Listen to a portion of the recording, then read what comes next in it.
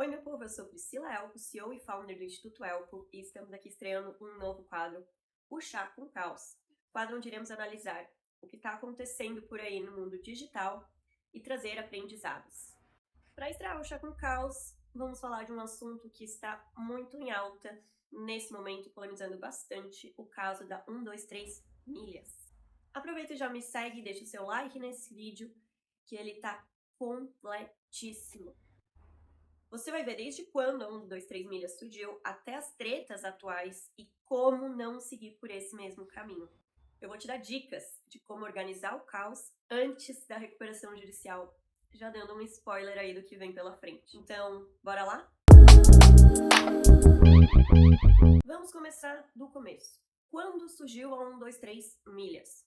Existem alguns lugares que dizem que foi em 2017, mas de acordo com o registro do CNPJ, foi em 2016, há cerca de 6 anos e 9 meses, no dia 6 de dezembro de 2016. E agora eu vou usar minha colinha. Ela tem as atividades de intermediação e agenciamento de serviços e negócios em geral, exceto imobiliários, agências de viagens e serviços de reservas e outros serviços de turismo não especificados anteriormente. E como que surgiu a 123 milhas? A 123 milhas ela surgiu como intermediadora entre pessoas que queriam vender milhas e pessoas que queriam comprar passagens mais baratas utilizando essas milhas. Alguns anos depois, ela acabou incorporando outros serviços, como hospedagem, aluguel de carros e por aí vai. A empresa ela é de Minas Gerais e a família dos seus fundadores tem, na verdade, fazendas de café lá. E eles apoiaram esse empreendimento, tanto desses dois fundadores, quanto de outros membros da família que também se juntaram nessa empreitada. Ela conta com um capital social, de acordo com o registro, de R$1 milhão. O início do negócio ele coincidiu muito com a questão das redes sociais.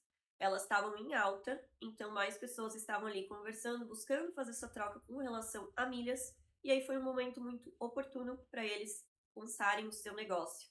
Inicialmente, eles começaram a visitar agências de viagem na região, oferecendo ali uma planilha, uma tabela de preços de vendas de milhas.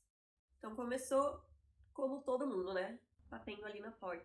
Bom, e de acordo com um relatório de empresas de monitoramento de tráfego online, em pouco tempo ela acabou se tornando a maior agência online de vendas de passagens aéreas. Em 2021, ela ficava nas pesquisas apenas atrás da não sei bem como pronuncia, e do Booking.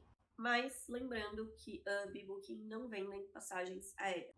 Em janeiro desse ano, ela seguia ainda como o terceiro site mais acessado de viagens, mas era o primeiro site mais acessado quando o assunto era busca de passagens aéreas, estando à frente de empresas como Decolar e a própria Gol. Bom, e como que eles cresceram tanto assim em pouco tempo? Né? Eles tinham muito dinheiro para investir em marketing, e eles não investiram somente no marketing online, mas também no offline, para ver como ainda tem peso o marketing offline em alguns mercados. Então, eles estavam tanto na internet quanto nos aeroportos, usando banners, posters com famosos, o que atrai muita atenção das pessoas e gera uma sensação de confiabilidade naquela empresa. Aos poucos, a 123 milha também se tornou conhecida pela venda de pacotes flexíveis de viagem. E o que era isso? Com até 2 anos ou mais de antecedência, você selecionava um período em que você estaria disposto a viajar. Então, não era uma data fixa quando a gente compra uma passagem aérea, você selecionava um período. E dentro desse período, a empresa, a 123 milhas, iria emitir a sua passagem aérea, verificando ali a disponibilidade, as datas em que essas passagens estariam mais em conta. E esse foi um pacote que atraiu a atenção de muita gente. Em parênteses, eu mesma já cheguei a olhar esses pacotes, porque, por exemplo, uma viagem para Nova York, ano passado, eles estavam fazendo a R$2.000. E se você fosse pesquisar as passagens, estava muito mais caro. Então, de fato, é uma coisa que soa muito atrativa para muitas pessoas que não tinham esse desejo de viajar, porque parecia algo tão caro, tão irreal, que não cabia no bolso delas. Então, esses pacotes flexíveis, eles chamavam muito a atenção das pessoas. Em janeiro desse ano, a 123 milhas e a Max Milhas acabaram se fundindo. Então, elas fazem parte daquele mesmo conglomerado de empresas, mas elas têm operações distintas. Elas optaram por não fundir as operações, mas manter essas operações acontecendo de forma paralela, como já vinham acontecendo. A Maxmilha, ela também surgiu na capital mineira, 3 anos antes da 123 Milhas, também comprando milhas dos usuários e vendendo passagens aéreas. Alguns até dizem que, na verdade, a 123 Milhas, ela é o que é chamado, dentro ali do mundo das startups, de uma copycat, ou seja, é uma empresa que ela copia o modelo de negócio de outra empresa e a operação. Ela não parou para planejar, para organizar, ela simplesmente viu que aquele modelo funcionava e ela resolve copiar exatamente o mesmo modelo, a mesma operação para a sua empresa. E foi isso que a 123 Milhas fez. Mas, novamente, o destaque deles veio desse marketing bombástico que eles fizeram, que com certeza vocês foram impactados desde o começo com algum tipo de anúncio deles. Uma coisa que é importante ressaltar é que essa coisa de vender milhas, ela não é muito bem vista pelas empresas aéreas. Muito pelo contrário, eles proíbem a venda de milhas dos programas deles e eles chegam aí até a suspender a conta da pessoa por 6 meses, ou a pessoa perde a conta e todas as milhas que estão ali, se eles suspeitarem, né, que a pessoa tá vendendo milhas na internet. Então eles estão ali fazendo algo mais acirrado, né? E aí tem esses contrapontos para quem tá vendendo milhas hoje e poder correr, né, esse risco de perder tanto a sua conta do programa de fidelidade quanto as milhas que já acumulou e não poder usar nem para si próprio. E como que funciona essa operação dessas passagens flexíveis? Eles estimam o quanto mais ou menos vai sair essas passagens com base nos históricos que eles já têm de viagens, e aí eles fazem essa estimativa para uma viagem futura. Eles vendem os pacotes, mas eles ainda não têm as passagens aéreas. Eles vão garimpar passagens dentro daquele período que o cliente informou que tem disponibilidade. E aí a data final da viagem vai ser a própria 123 Milhas que vai determinar conforme as passagens que eles encontrarem. Então a pessoa ela acaba não escolhendo a empresa aérea, ela não escolhe as datas realmente, ela escolhe um período. Ela às vezes talvez nem saiba quantos trechos vai ter. Né? Uma coisa é a gente pegar uma viagem que tem 1, 2 escalas, mas às vezes podem ter viagens que não tem muito mais escalas. Então, assim, a pessoa, ela tá meio que ali sem ter tantas informações do que vai acontecer. E aí, trazendo de novo um relato pessoal. Ano passado, eu realmente estava olhando passagens, porque estavam muito caras, e eu comecei a receber esses anúncios 123 Milhas, com passagens que eram, às vezes, 1/3 do valor da passagem que eu estava pesquisando. Mas, né, como a gente vive já no mundo digital, a gente sabe que nem tudo são flores. Então, eu fui dar uma pesquisada um pouco mais sobre a empresa, se era confiável, e eu vi várias reclamações de pessoas no Reclame Aqui que compraram suas viagens, suas passagens, mas que eles só receberam a confirmação das datas dos voos muito perto da viagem. Então, eles tinham, às vezes, reservado um hotel e eles tinham que remarcar, o que gerava um custo extra. Ou então, estava muito perto de viajar e ainda não tinha sido emitida a sua passagem. Então, isso me gerou alguns alertas, e por mais tentador que fossem os valores, eu acabei optando por não correr esse risco, principalmente de não poder escolher a empresa aérea que eu fosse voar e também não escolher os trechos. Né? Quem já passou algum dia, algum perrengue em avião, sabe que é muito importante a gente ter noção de quantas viagens a gente vai acabar fazendo, quanto tempo vai levar até o destino final e qual é a companhia que a gente vai viajar. Então, ali, quando eu fui lendo mais sobre isso, eu vi que, para mim, não valia a pena esse risco por esse valor mais barato. Bom, os problemas atuais da 123 Milhas.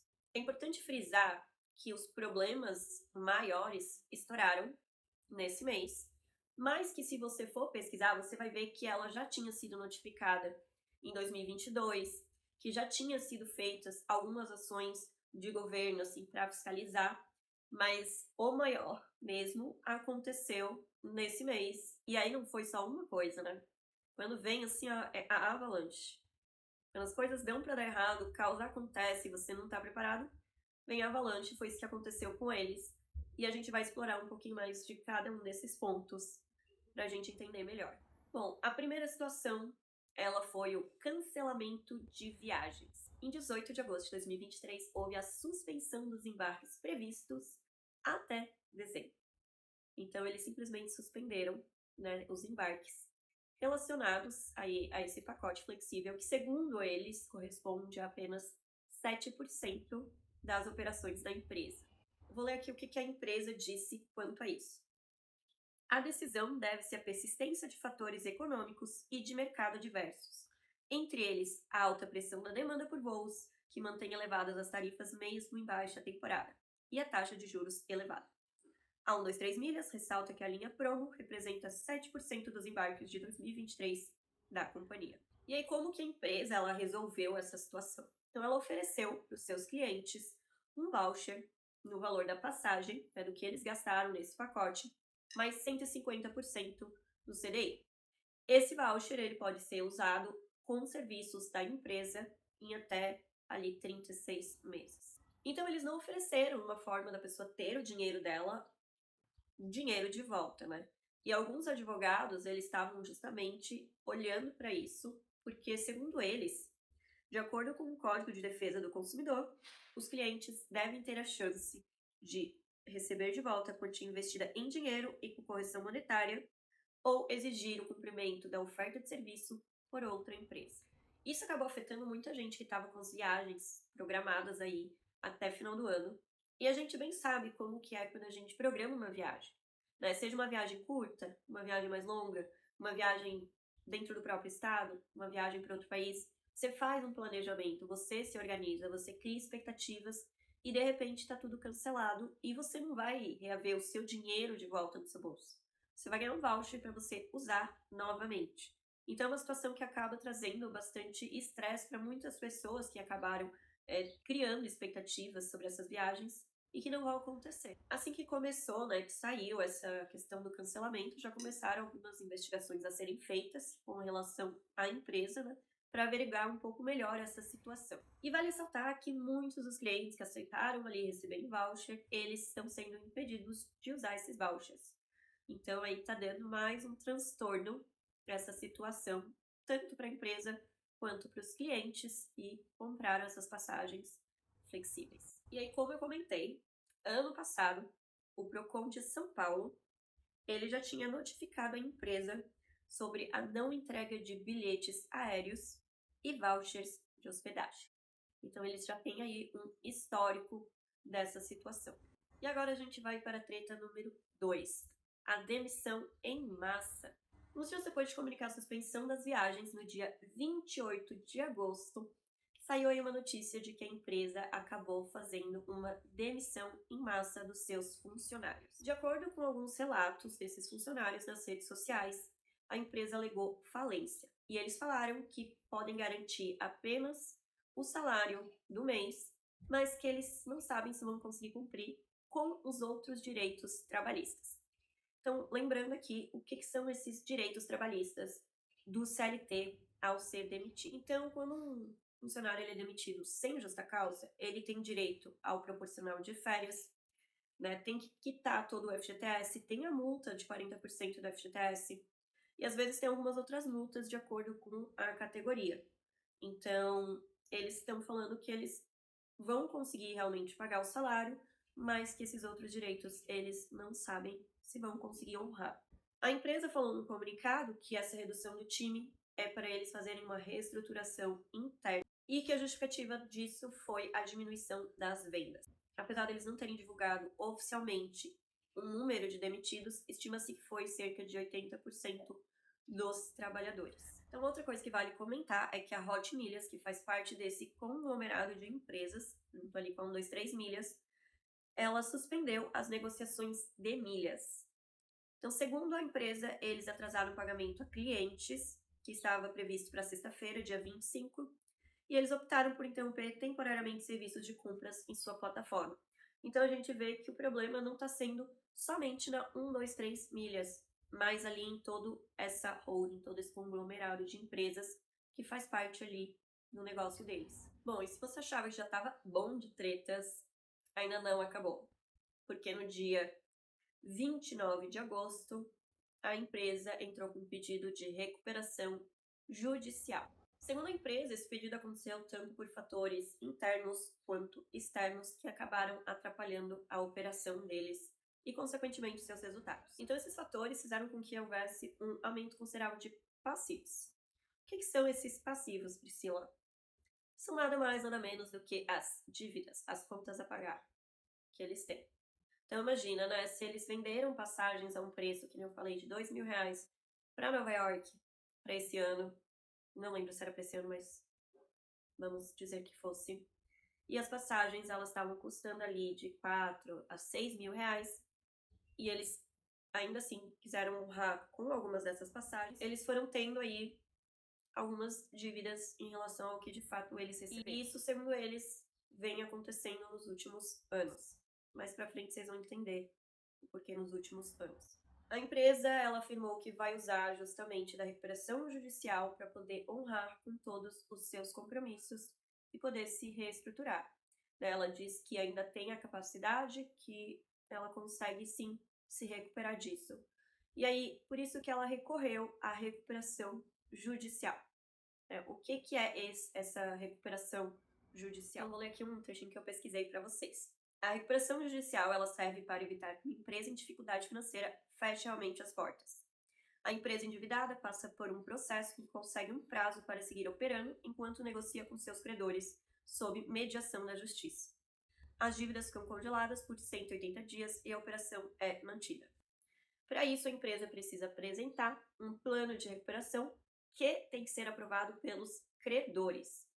Então, digamos que eu tenha uma empresa, eu estou devendo para outra empresa. E eu entrei com esse pedido de recuperação judicial porque eu não vou ter como arcar com as minhas dívidas, né, sem realmente ter que fechar as portas da minha empresa, e não é o que eu quero, e eu acredito que minha empresa tenha potencial. Então, eu entro com esse pedido na justiça, acontece essa negociação com os credores, e eu vou apresentar um plano de reestruturação que os meus credores têm que aprovar. Afinal de contas, a minha dívida é com eles e eu preciso pagar eles. Então, eles têm que aprovar esse meu plano de que realmente eles acreditam que vai dar certo, que vai trazer resultados e que a gente vai ali conseguir encerrar essa dívida. No caso da 123 Milhas, 3 empresas que fazem parte ali do grupo entraram com esse pedido de recuperação judicial. A 123 Milhas, a Hot Milhas, que como eu já tinha comentado antes, já tinha parado ali a sua operação de venda de milhas, e a Novo, que é a holding, que detém 100% da capital da agência ali de viagem. E aí eu pesquisei para vocês sobre holding, para vocês entenderem melhor o que essa Novum faz. A holding é uma empresa que mantém participação acionária em uma ou mais empresas. O objetivo de uma holding normalmente é concentrar todos os bens de uma empresa em um único lugar. Alguns consideram que a holding blinda o patrimônio porque, ao concentrar todas as ações ou cotas na holding, se mantém uma unidade de participação societária que evita a fragmentação das ações, cotas ou participações da empresa. Logo, essa Novum, ela foi criada para administrar as demais empresas que existem ali dentro. Eu não consegui pesquisar quais são todas no total, mas pelo que a gente já viu, temos a Max Milha, a Hot Milhas e a 123 Milhas que fazem parte desse grupo. Então, nesse caso, essas 3 empresas entraram com esse pedido de recuperação judicial. A 123 Milhas, a Hot Milhas e a Novo. Me perdi rapidinho, peraí. Então, essas 3 empresas, elas entraram com esse pedido de recuperação judicial com tutela de urgência, que é uma espécie de proteção de bens e do caixa da empresa contra bloqueios judiciais e antecipação do chamado stay period. A 123 Milhas falou que ela esperava que os clientes fossem adquirir outros serviços da empresa, além dessas passagens flexíveis, mas isso não aconteceu. Como era de se esperar, a empresa também afirmou que sua situação foi agravada pelo aumento inesperado das passagens aéreas no pós-pandemia. Eles achavam que ia acontecer uma redução das passagens antes deles lançarem esses pacotes promo. E aí eles lançaram nessa expectativa de que as passagens iriam baixar até o momento em que eles fossem comprá-las. Mas isso não aconteceu. Nem sei o que comentar sobre isso. Mentira, eu sei, e eu vou falar um pouquinho mais pra frente nesse vídeo. Então, o que aconteceu, né? Houve um aumento significativo de demandas por voos nacionais e internacionais. Teve um aumento dos combustíveis usados na aviação, o que acabou impactando aí o valor das passagens aéreas, e o mercado acabou não saindo como eles esperavam que fosse sair.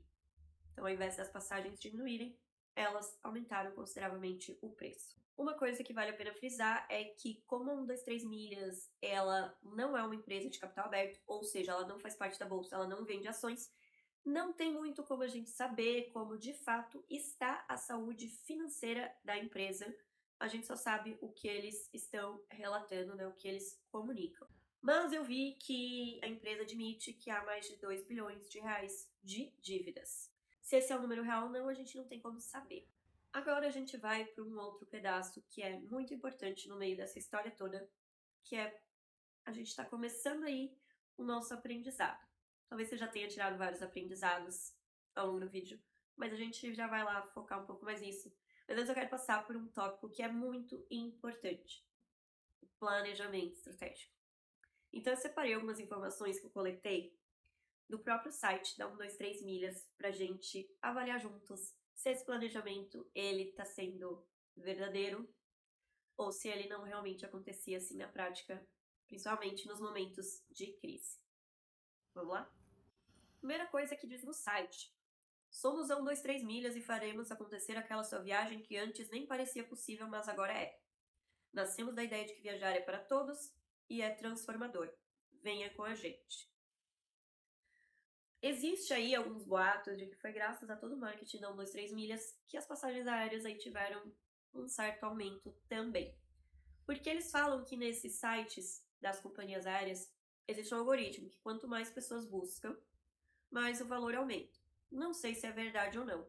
Mas aí tem pessoas dizendo que devido a toda essa atenção que a 123 Milhas trouxe para as passagens aéreas, as pessoas acabaram pesquisando mais, né, para comparar preços, para ver quanto saía, e isso pode ter gerado um aumento de valor. Se é verdade ou não, não sei, mas estava por aí nas fontes essa informação. Então, de fato, realmente, eles trouxeram essa ideia de que viajar era para todos, uma ideia ali que está democratizando as viagens aéreas.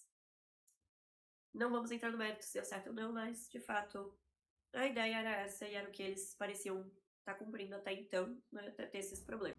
Os valores da empresa. Visão empresarial.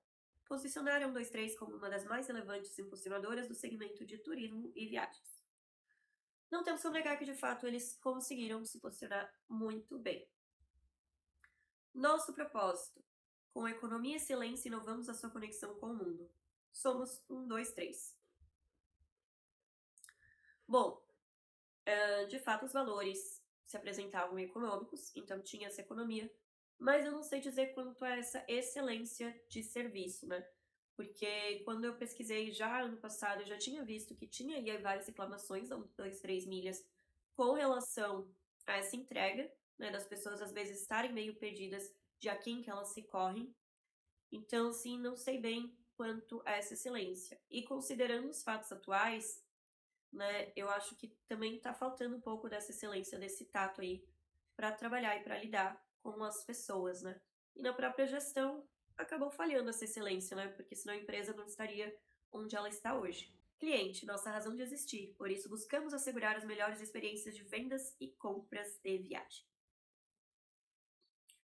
Bom, como eu já falei, já existiam reclamações de antes, o Procon de São Paulo já tinha investigado antes, e agora as pessoas, elas não estão bem ali, né, sendo asseguradas da melhor experiência. Então, essa situação toda acaba falhando bastante com esse valor deles ali em relação aos clientes. Valorização das pessoas e do conhecimento. Estimulamos e reconhecemos o aprendizado e o crescimento profissional, praticando a meritocracia. Bom, diante dos últimos acontecimentos, né, da demissão em massa ali das pessoas e do fato de que eles não conseguem cumprir, talvez, com todos os direitos, acho que tá faltando um pouco desse tato ali com o time da valorização, né? Claramente houve aí uma má gestão, vou falar melhor um pouco mais pra frente, mas é como se os valores ali, o que eles comunicam, não estivesse sendo cumprido.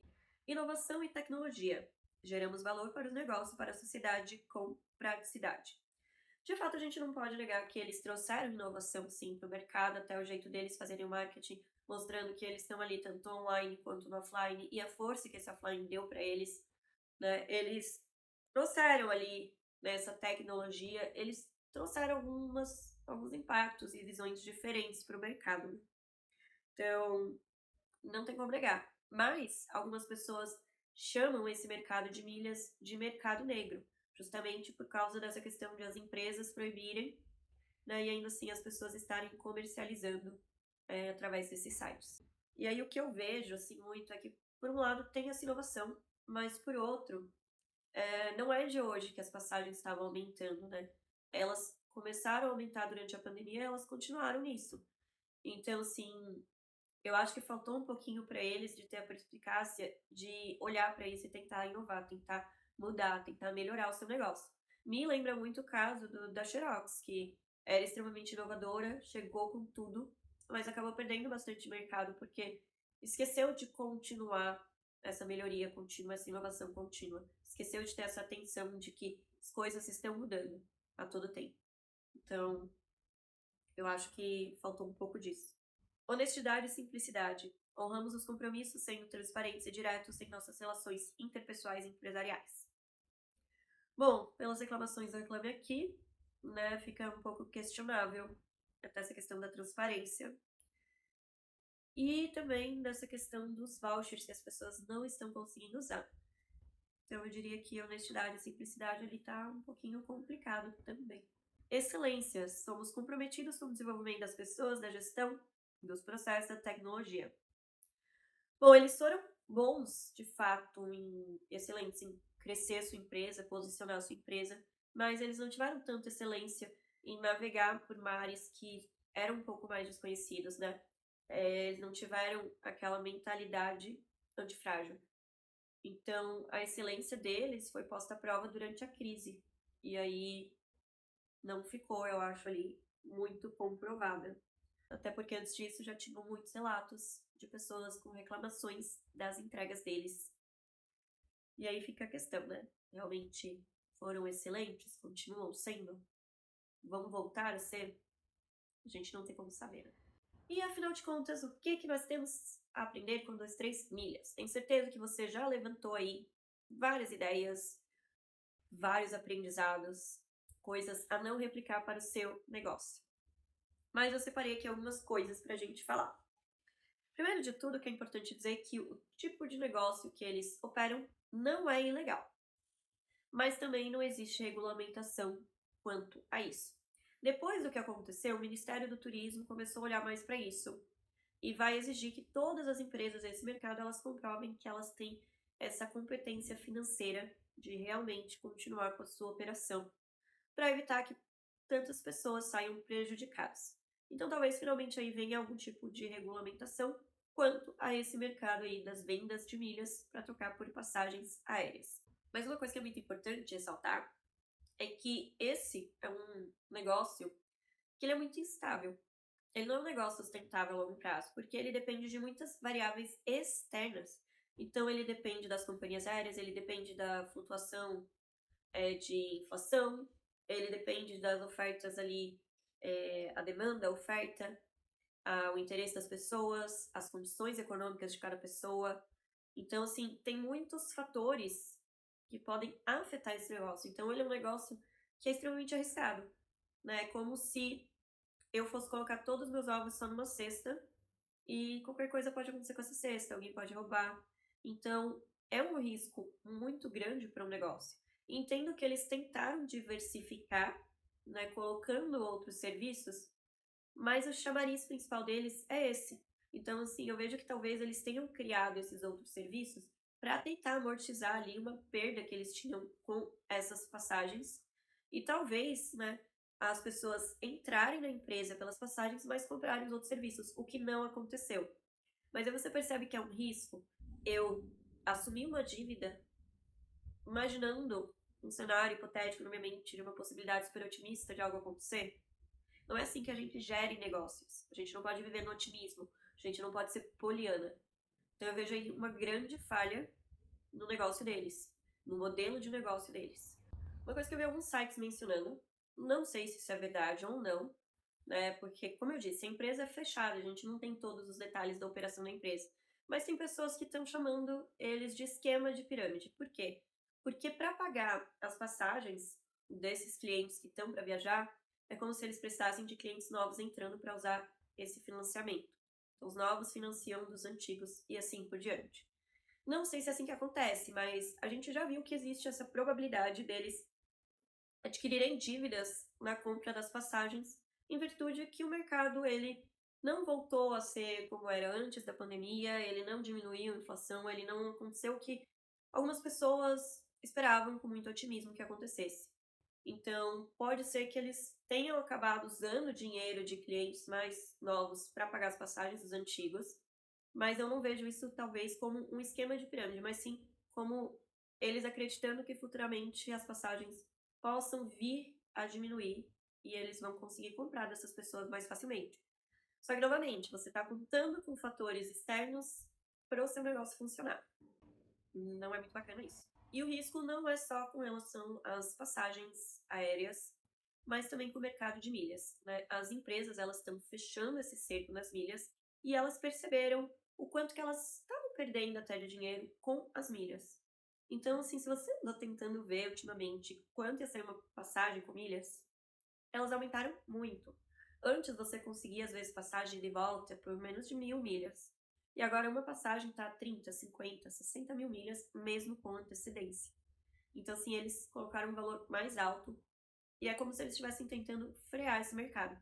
Então, eles estão ali contando com a boa sorte, mas eles têm uma parte interessada ali que está freando muito a ação deles, né? Tanto com bloqueio de contas dos seus clientes, quanto com esse aumento, né, dos valores das passagens em milhas. Então eu resumi aqui em 7 lições para a gente aprender com essa história. Primeira de todas, não copie nem modelo de negócios, nem processos, nem produto, nada de outra empresa. Cada empresa tem a sua realidade, cada empresa é um organismo diferente. E aí não quer dizer que o que serviu para outra empresa vai servir para a sua. Vai que aquela empresa também está fazendo uma cagada muito grande. Ela vai tomar um belo prejuízo lá na frente. E você poderia estar ali focando em estudar o mercado, ver se realmente é viável, ao invés de simplesmente copiar do outro. E aí você veria que ia dar problema antes. Então, não copiem. Façam o seu. É dever de casa de vocês isso. Cuidar da sua empresa, planejar a sua empresa, organizar o seu negócio, pesquisar. Não fiquem terceirizando, não fiquem com preguiça. Segunda coisa, existem metodologias de modelos de negócios que são extremamente simples, como Canvas. Mas não é simplesmente eu sentar e preencher com quem me vem na cabeça. Eu preciso pesquisar. Eu preciso fazer pesquisa de concorrentes. Entender o que meu concorrente está oferecendo, vantagens, desvantagens, preço, o que os clientes estão pensando, quem que é o meu público-alvo, o que meu público-alvo quer, quais são as necessidades que eles têm, como que está o meu mercado. Eu tenho concorrentes diretos, eu tenho concorrentes indiretos. Você precisa realmente estruturar o seu negócio, sabe? Você vai fazer um modelo de negócio. Pesquisa. Porque às vezes, uma boa pesquisa de uma semana pode te evitar ali uma dívida futura gigantesca. Então, façam com muito carinho. Pensem no bolso de vocês. Terceiro, análise de risco. Faça uma análise de risco da empresa. Se você monta ali uma matriz SWOT para sua empresa, já está meio caminho andado. Mas eu falo de fazer uma análise de risco profunda. Um planejamento de risco, como existe na gestão de projetos. Faça para o negócio de vocês. Por exemplo, se eles tivessem feito uma análise, talvez eles teriam visto o risco que existia. Né? Quando a gente fala em planejamento de riscos, a gente vai muito para um lado pessimista. E o lado pessimista deles era o quê? As passagens aumentarem muito e não diminuírem. E aí, assim, eles iriam vendo o risco desses pacotes que eles venderam. Quarto item, se você tem um negócio que depende de terceiros para funcionar, tome muito cuidado, porque o seu negócio está na mão desses terceiros. O que acontece? Planejamento de riscos. Se esses terceiros desistirem, se eles não estiverem mais no mercado, se eles fizerem alguma mudança em como fica o seu negócio.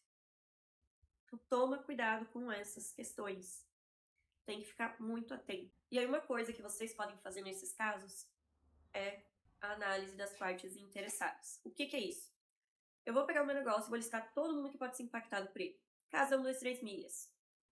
Companhias aéreas, as pessoas que querem vender as milhas, as pessoas que querem comprar as milhas, os programas de fidelidade das companhias aéreas e por aí vai. Cada uma dessas partes interessadas, elas podem impactar positivamente ou negativamente o meu projeto. E aí eu vou listar quais são esses impactos e tentar trabalhar. Quem sabe vou negociar com uma empresa que pode me afetar negativamente para a gente fechar uma parceria, ou vou ficar atenta e fazer um planejamento de risco para, se algo acontecer ali, eu já estar pronta e isso não me impactar tão negativamente. Então, essa é uma análise muito bacana de se fazer também. Nunca contem com a sorte, nunca, jamais conte com a sorte. É o que eles fizeram. Você tem que olhar para os dados. Você tem um negócio. Você não pode ficar contando com a sorte. Vai cair dos céus. Não vai. Pode a luz divina te ajudar, mas não vai resolver todos os seus problemas. Então, põe os pezinhos no chão. Dados, analise, veja informações. Não simplesmente espere as coisas melhorarem, porque não tinha projeções de melhorias. Várias empresas caíram nessa e levaram aí, uma ré, fizeram grandes cortes, porque criaram essa expectativa não sei de onde. Então, tentem ser mais reais possíveis. Não fiquem contando que vai dar tudo certo. Não vai. Tá cheio de imprevisto. A gente vive com imprevisto. As coisas, elas nunca saem 100% como planejado. E o grande lance é a gente entender isso e a gente se preparar para isso. Se você sabe se planejar, se você sabe se organizar, se você sabe antecipar os problemas, está meio caminho andados. Você não vai ser pego de surpresa. Então tomem muito cuidado. O seu planejamento estratégico ele tem que refletir 100% quem você é, quem essa empresa é. A gente viu ali que no momento da crise, aquilo ali não estava sendo respeitado.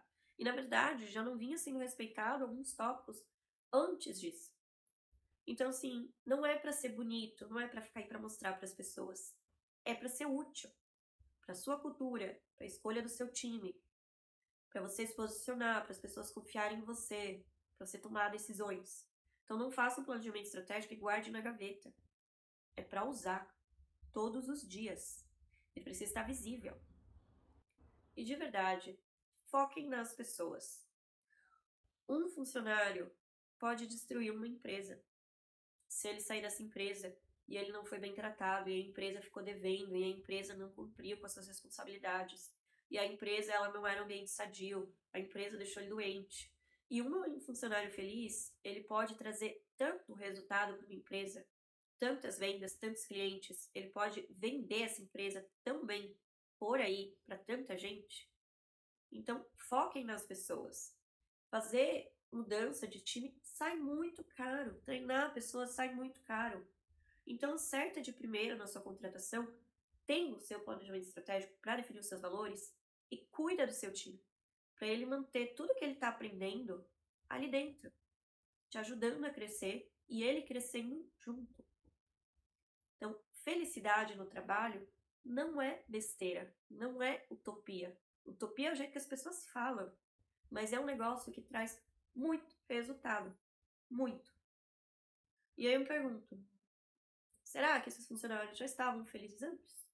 Ou não? Como que estavam as coisas internamente? Não sei. E agora, pega aí um papel e uma caneta, abre um bloco de notas, porque eu vou te passar exatamente 10 itens para você fazer para não fracassar, para não ir por esse caminho com a sua empresa. Pegou aí? Número 1. Faça um plano de negócios bem detalhado e estruturado da sua empresa. Já dei várias dicas do que deve ter. Qualquer coisa, volta o vídeo, assiste de novo e pega os detalhes. Número 2. Estude mercado e concorrentes. Estude. Não é só pesquisar, é estudar. Entender a fundo. Cuidado. 3. Faça uma boa análise de viabilidade e não, nunca, jamais vá ser otimista. Preferível a gente pecar pelo excesso de negativismo, imaginar que vai dar tudo errado e se preparar para isso e não usar, do que ser otimista e quebrar a cara ou, pior ainda, quebrar o seu negócio. 4. Faça uma análise SWOT, mas faça uma análise SWOT muito bem feita. Realmente se dedique a preencher os 4 quadrantes. 5. Crie um planejamento de risco para o seu negócio. Esteja preparado para quando der tudo errado. Você vai sair bem. Seu concorrente não, mas você vai. 6. Analise todas as partes interessadas do seu negócio, os impactos. Feche parcerias, estude essas partes interessadas, entenda como aproveitar elas, como mitigar os riscos. Então, estude muito bem todos os envolvidos e os impactados. Essa vai estar ser repetitiva, mas nunca, nunca, jamais, never, ever, conte com a sorte do seu negócio. Pelo amor de Deus, não faça isso. Tô repetindo várias vezes, porque eu sei que você faz isso. Não faça isso. Número 8, que poderia ter sido o número 1 facilmente. Faça um planejamento estratégico. Apenas isso. Só faça. Número 9, poderia ter sido o número 2. Use o seu planejamento estratégico. Ele não é feito só para o bonito. É para usar. Você e todo o seu time. Use. Busquem inovação e melhoria contínua. Nunca está perfeito. Nunca estará perfeito. O mercado está se adaptando, o mercado está melhorando, os concorrentes estão melhorando, as pessoas têm novas necessidades. Então, busque se inovar. Busque melhorar. Constantemente se aprimorar. Não fique parado no tempo. Agora deixa um comentário aqui embaixo desse vídeo e me diz.